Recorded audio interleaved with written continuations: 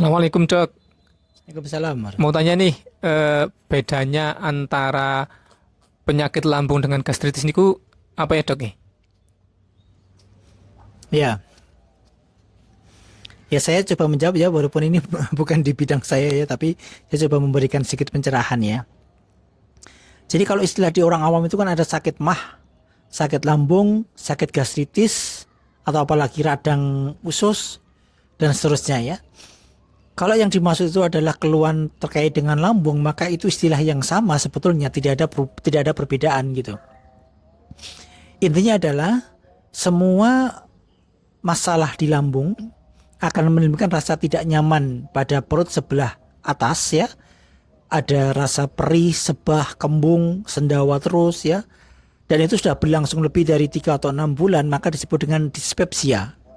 Dispepsia adalah keluhan tidak nyaman pada perut sebelah atas ya.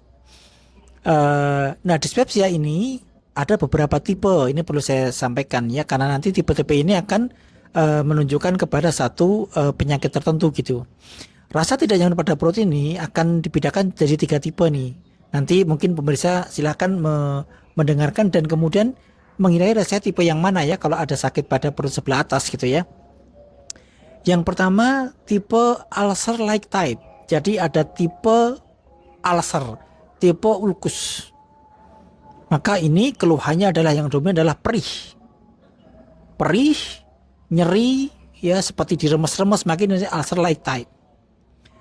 Kemudian yang kedua adalah dysmotility like type, yaitu artinya adalah tipe seperti gangguan pergerakan usus.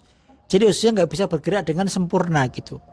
Maka keluhannya lebih ke arah sebah, kembung, begah, terasa penuh, dikasih makan sedikit sudah penuh gitu ya.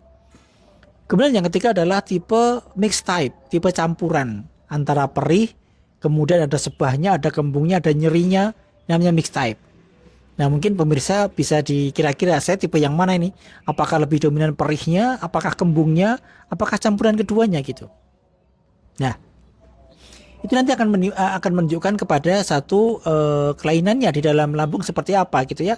Kalau ulcer like type, perih, nyeri, itu mungkin ada luka di lambung, mungkin ada peradangan pada lambung ya.